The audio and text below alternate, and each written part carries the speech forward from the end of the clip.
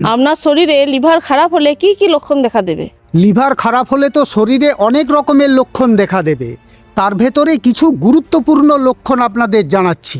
তার মধ্যে একটি বড় লক্ষণ হলো জন্ডিস। চোখের সাদা অংশ, ত্বক, নখ, হাতের তালু হলুদ রঙের হয়ে যাবে। প্রস্রাব বা ইউরিনের রং গাঢ় হলুদ রঙের হয়ে যাবে।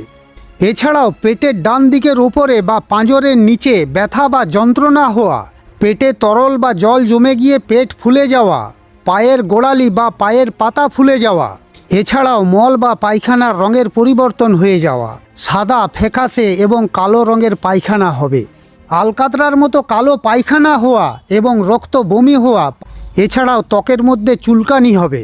এছাড়া হজমের সমস্যা থাকবে, ক্লান্তি ভাব থাকবে, শরীরের মধ্যে দুর্বলতা থাকবে, দিন দিন ওজন কমে যাবে, খাবারের মধ্যে অরুচি ভাব থাকবে এবং গা বমি বমি লাগবে।